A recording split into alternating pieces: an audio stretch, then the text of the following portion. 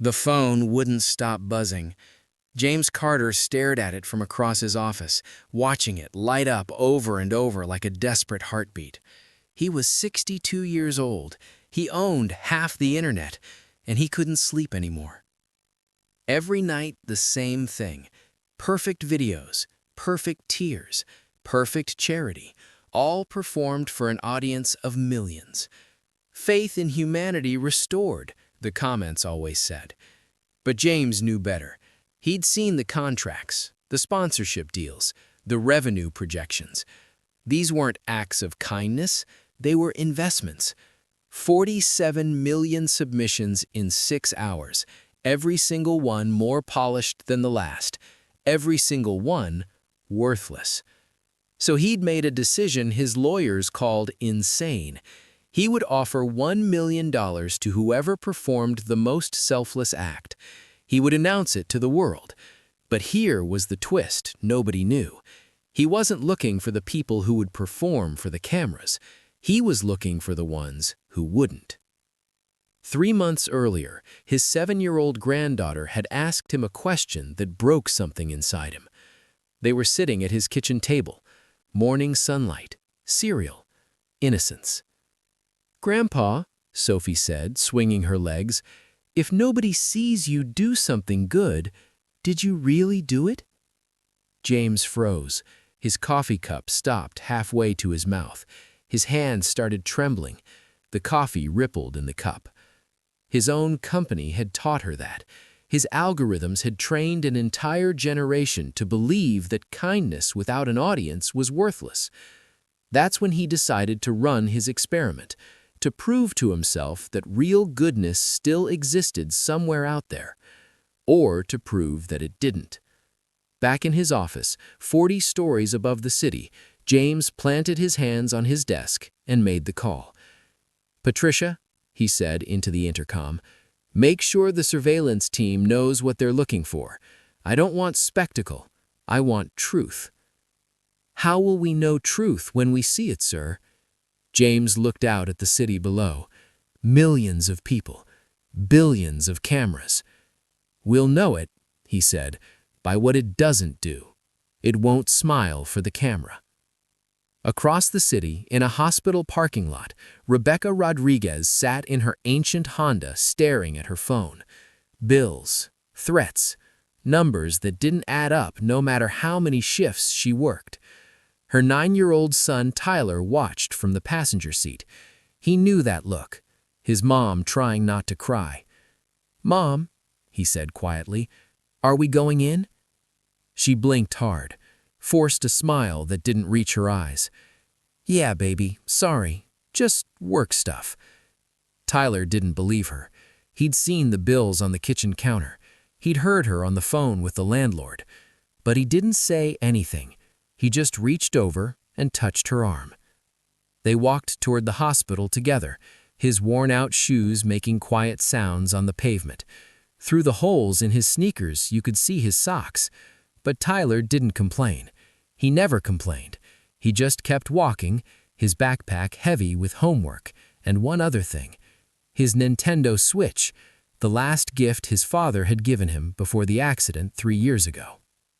Every Saturday, Tyler brought it to the hospital, not for himself, for the kids on the 3rd floor, the ones with cancer, the ones who needed to forget just for a little while that they were dying.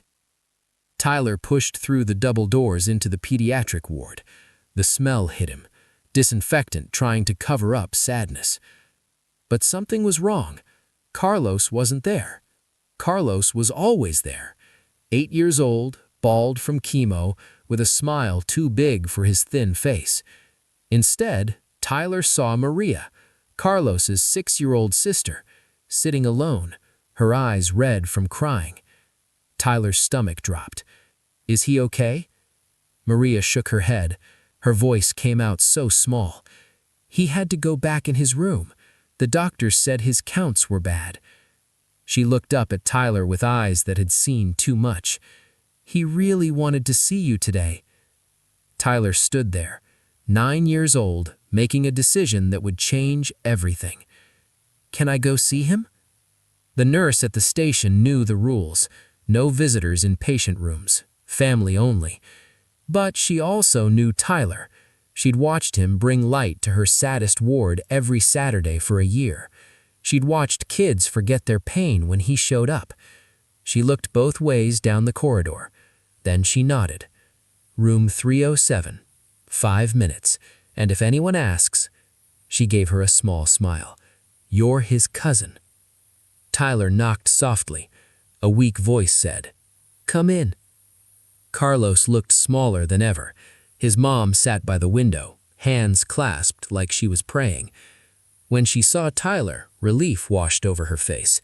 He's been asking you all morning. Carlos's face lit up despite everything. You brought it? Tyler pulled out the switch, but instead of handing it to Carlos like usual, he did something different. He climbed into the hospital bed, carefully, avoiding the IV lines, the tubes, the machines keeping him alive. We're playing together today, Tyler said, settling in beside Carlos. I'm not leaving until you beat me on Rainbow Road. Carlos's mom covered her mouth, tears streaming down her face. For the next 2 hours, they played. And then something beautiful happened. The door opened.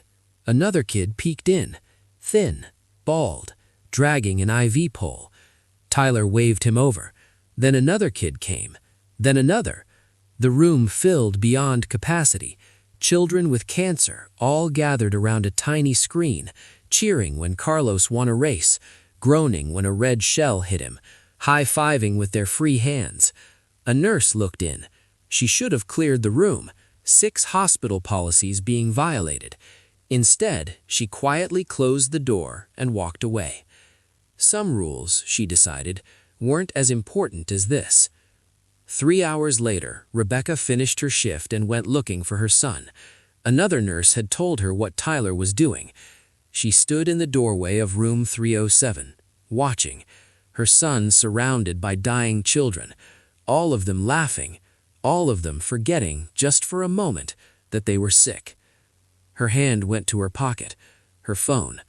The video would be beautiful. Tyler with the sick kids. People would cry. They'd share it. They'd call him a hero. And God knows they needed the money.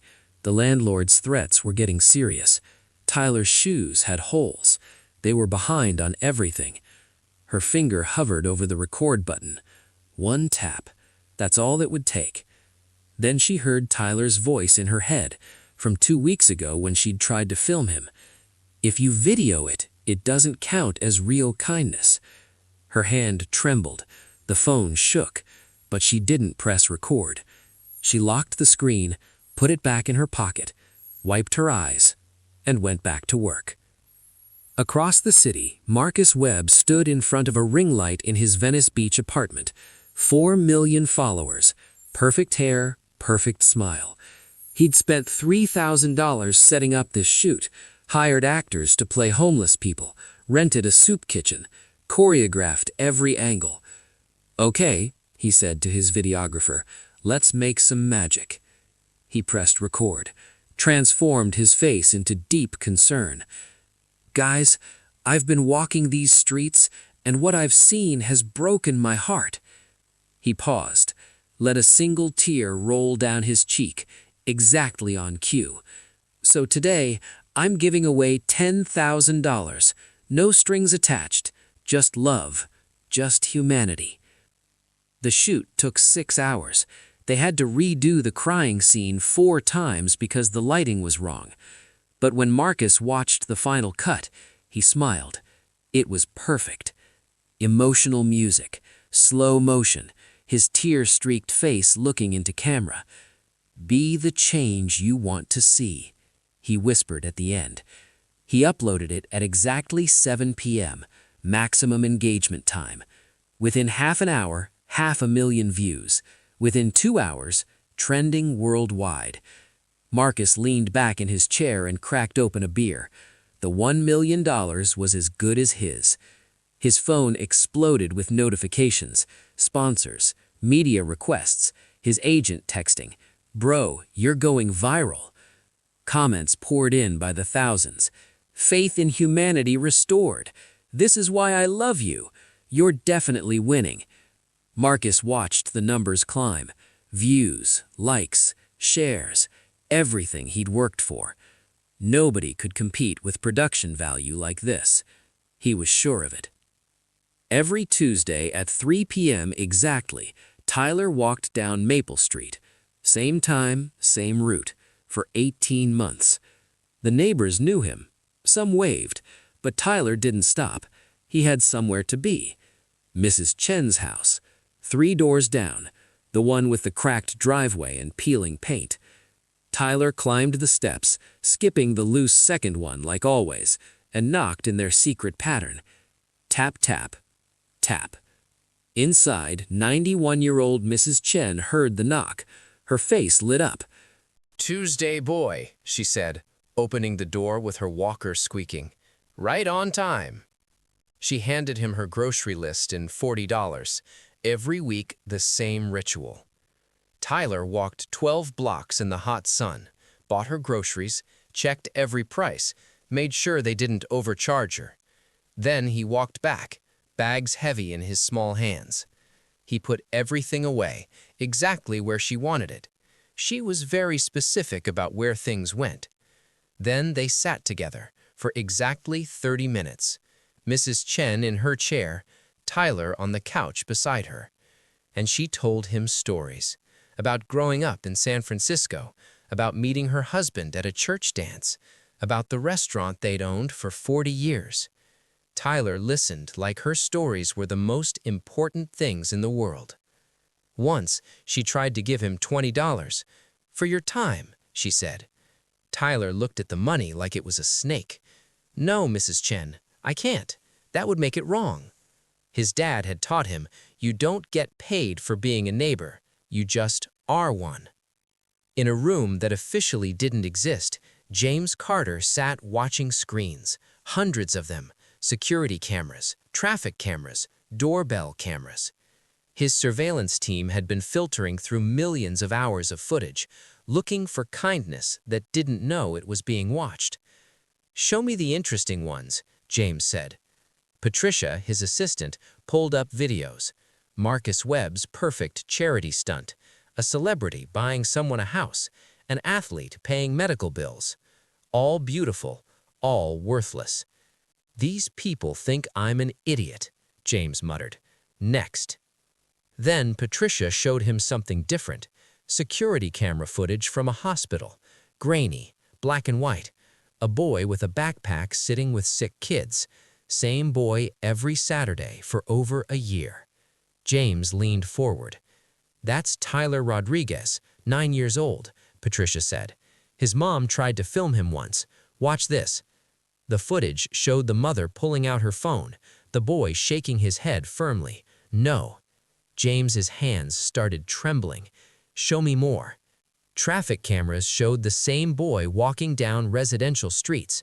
Doorbell cameras caught him at an elderly woman's house every Tuesday for 18 months. He won't let anyone film it, won't let the hospital thank him, won't take payment. James touched the screen where Tyler's face appeared. "This is what I've been looking for." Then something strange started happening. Comments began appearing across the internet. Everywhere Marcus's video played. "I heard about a kid who's been helping sick children for over a year and never filmed it once. Someone told me about a boy who helps his elderly neighbor every week and refuses payment. There's a real hero out there, and he doesn't even know about the challenge." Marcus saw the comments. At first, he ignored them, but they kept spreading. Reddit threads, Twitter discussions, Facebook groups, stories about a mystery kid, no video, no proof, just whispers. Marcus called his agent. "What's happening? Who is this kid everyone's talking about?" His agent sounded worried. "I don't know, man, but people are getting tired of production value. They're getting tired of—" He paused. "Of content." Marcus felt something cold in his stomach. His perfectly produced video suddenly felt hollow. People were looking for something else, something he couldn't manufacture. 3 weeks after launching the challenge, James Carter called a press conference. Every major media outlet showed up, hundreds of cameras, thousands watching the live stream. James walked to the podium slowly. He gripped the edges with white knuckles. 3 weeks ago, he said, I offered $1 million for the most selfless act. I received over 300 million submissions. He paused, looked directly at the cameras, and almost every single one was worthless. The room erupted. I didn't create this challenge to find the person who could perform the best act for an audience. I created it to find the person who performs acts of kindness when there is no audience. Character, he said, is what you do when nobody's watching. A reporter shouted, So who won? Who gets the $1 million? James smiled, a real smile for the first time in months. His name is Tyler Rodriguez. He's 9 years old. He doesn't have a social media account. He's never filmed himself doing anything. In fact, he actively refuses to be filmed. The room exploded with questions. Where does he live? Can we interview him? James raised his hand. I'm not giving you his address. I'm not turning this child into the very thing he's been avoiding, a spectacle. But I am going to give him $1 million, privately, without cameras, the way real generosity should be done. A reporter yelled, How do we know this is real? James looked directly at the camera. You don't. You have to take it on faith, just like Tyler's been taking it on faith that kindness matters even when nobody sees it. He walked away from the podium, questions shouted at his back. He didn't turn around, didn't answer, just walked toward the elevator and disappeared. Tyler was eating breakfast when his mom started crying. She was staring at her phone, tears streaming, hand covering her mouth. Mom, what's wrong? Did someone die? She couldn't speak, just turned the phone toward him. The headline, 9-year-old boy wins $1 million challenge he never entered. Tyler read it slowly. His cereal got soggy in the bowl. I don't understand. How did he know? I never... He was watching. Security cameras. He was looking for people who were kind when they thought nobody was watching. Tyler felt strange, exposed, like something private had been stolen. I don't want it, he said quietly. The money. I don't want it. Rebecca knelt beside his chair, took his hands. Baby, I know why you did those things. That's exactly why you deserve this. We're behind on rent. Your shoes have holes. I work 60 hours a week and we barely make it. But if I take it, doesn't that mean I was doing it for a reward? Your mom squeezed his hands. There's a difference between doing good things for money and being blessed for the good things you've already done. Tyler thought about that. Through the window, he could see Mrs. Chen's house. It was Tuesday. He was supposed to get her groceries in an hour. Can I still visit Carlos? Can I still help Mrs. Chen? Yes, you can still be you. That's the whole point. There was a knock at the door. Rebecca opened the door, and there he was, James Carter, billionaire, tech mogul, standing on their cracked porch in a suit that probably cost more than their car. He looked completely out of place, and he knew it. Ms. Rodriguez, he said, I'm James Carter. I'd like to talk to you and your son if that's okay. Privately. No cameras. Just a conversation. Rebecca could only stare. Then she stepped aside. James walked into their small living room. Everything was clean but worn. Thrift store furniture, old TV, toys on a shelf next to library books. His expensive watch caught the light. It probably cost more than everything in their house combined. And there, standing by the couch, was Tyler. Small, 9 years old, looking up at the billionaire without flinching. They faced each other, and James looked at this child like he was looking at something holy. James sat down, tried to make himself smaller in their space. Tyler, he said, I owe you an apology. I invaded your privacy. I watched you without permission. I exposed something you were trying to keep private, and I'm sorry. Tyler nodded slowly. Why did you do it? James leaned forward, hands clasped, almost like prayer. because I'd lost faith. I'd built an empire that made it profitable to pretend to be good, and I wanted to prove to myself that real goodness still existed. His hands trembled. You could see them shaking. I wanted to find one person, just one, who understood that kindness isn't a performance, and I found you. But now everyone knows, Tyler said. If I keep doing those things, people will think I'm doing it because of the money. James's voice broke. That's what I'm most sorry about. I wanted to prove goodness exists, but in proving it, I might have destroyed the very thing I was celebrating. Tyler walked to the window, looked out at the street at Mrs. Chen's house 3 doors down. It was almost time for their Tuesday routine. James watched him, then asked the most important question. Who are you, Tyler? He stood there, thinking, working through the philosophy in his head. He turned back, his voice quiet but certain. I'm someone who keeps his promises. I promised Carlos I'd come every Saturday. I promised Mrs. Chen I'd help her with groceries. I promised my dad, before he died, I promised I'd be good. Not good like people say you're good, but good like it's just what you do. He looked at James. So I guess I'm going to keep doing that, even if people are watching now, because it wasn't about them before, so it's not about them now. James's eyes filled with tears. That's exactly right. James reached into his jacket, pulled out an envelope, set it on their coffee table. This is a cashier's check for $1 million. Nobody touched it. But, James continued, I want to make you an offer for something more. I want to start a foundation, the Tyler Rodriguez Foundation for Invisible Kindness. He explained his vision, finding people who do good things when nobody's watching, supporting them without publicity, without recognition, without turning their kindness into content. I'd like you to be our first advisor, James said. Tyler frowned. What does an advisor do? They tell the truth. They help people remember what matters. They keep everyone honest. Tyler looked at his mom. She nodded, crying, smiling. Tyler looked back at James. Only if I can still visit Carlos on Saturdays. That's non-negotiable, James said with a smile. Tyler extended his small hand. James took it. They shook. 9 years old and 62. A deal made on character, not contracts. 3 months passed. Marcus Webb's viral video was forgotten. His follower count plateaued. Sponsorship calls stopped coming in. He sat alone in his expensive apartment, scrolling through analytics. Downward trends everywhere. The internet had moved on, as it always does. He stared at his screen in the dark, and he whispered to himself, he won. That kid won. And he wasn't even playing. Marcus had everything. Money, fame, success. But he had nothing that mattered. But every Saturday morning, if you walked into Mercy General Hospital, you'd find Tyler Rodriguez in the pediatric ward.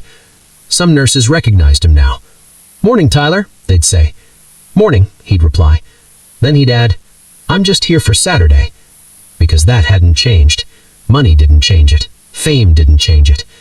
And when Tyler pushed through those double doors, Carlos was waiting. But Carlos was different now. He was standing, on his own, smiling wider than ever. Tyler, look, I'm standing. Tyler ran to him. Carlos, what? The doctor said I'm in remission. I might get to go home, like really home, for good. They sat down together, pulled out the switch. The other kids gathered around like always. And Tyler thought to himself, no one's filming this, and it's perfect.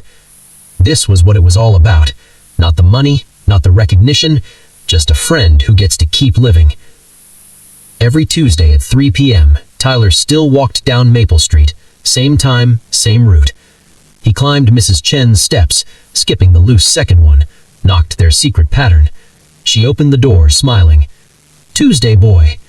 He took her grocery list, walked 12 blocks, bought her groceries, checked every receipt. Then they sat together for exactly 30 minutes, and she told him stories about her husband, about San Francisco, about the life she'd lived. And Tyler listened like it was the most important thing in the world, because to her, It was. Money hadn't changed this either. Tuesday still belonged to Mrs. Chen, because Tyler wasn't her employee, he was her neighbor, her friend. 4 months after the press conference, the Tyler Rodriguez Foundation held its first meeting. Tyler sat in a chair too big for him, feet not touching the floor, but when he spoke, the room listened. They showed him footage of a teenager who'd been buying extra lunches and giving them to homeless people for 2 years, never told anyone. Tyler studied the footage, then asked the question that stopped everyone. If we help him, will it ruin what he's doing? The room went silent. Then Tyler explained. My dad used to say that if you pay someone to be kind, you're just hiring an employee. But if you support someone who's already kind, without them knowing, you're watering a garden. James smiled. Tyler, you just designed our entire operating philosophy in 3 minutes. And that's how the foundation worked. Not building monuments to kindness, just watering gardens in secret. 6 months after the challenge began, Tyler walked into the hospital on a Saturday morning, and there was Carlos, standing, healthy, alive. Tyler, Carlos shouted, I'm in remission.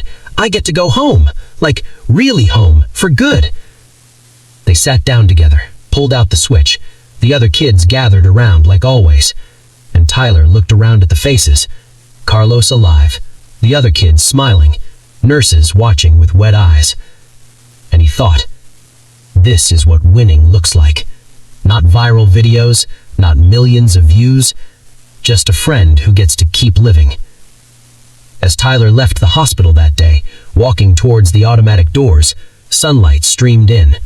He stepped out into the brightness, his backpack on his shoulders, his promises kept. Saturday was done, but there'd be another Saturday next week, and the week after that. Because that's who Tyler was, someone who keeps his promises, someone who waters gardens in secret. Marcus Webb still made content, but it felt hollow now. The numbers were there, but the meaning wasn't. James Carter ran his foundation, finally at peace, finding invisible heroes, protecting them from cameras. Carlos visited Tyler's house now, healthy and laughing, playing video games on a couch instead of a hospital bed. Mrs. Chen still sat in her window every Tuesday at 3 p.m., waiting for the knock she knew would come. Rebecca worked her shifts, but the stress lines were fading. Her son had taught her something, that blessing isn't payment, it's recognition of what was already there. And Tyler? Tyler kept walking. Down Maple Street, through hospital doors, up porch steps. Same kid, same backpack, same toy car in his pocket. The world knew his name now, but that didn't change who he was. Because character isn't about who's watching, it's about who you are when no one is. Tyler walked into the afternoon sunlight, his shadow long behind him, heading to his next promise, his next garden to water. Some hearts are worth $1 million, precisely because they never asked for a penny. Content fades, but character lasts forever. Marcus Webb's video got 50 million views. 3 months later, nobody remembered it. But Carlos is alive. Mrs. Chen isn't lonely. And every week, the foundation finds someone else who's good when nobody's watching. Content fades, but character lasts forever. Tyler still visits Carlos every Saturday, still helps Mrs. Chen every Tuesday, still keeps his promises. Not because people are watching, because that's who he is. And who you are when nobody's watching, that's who you really are.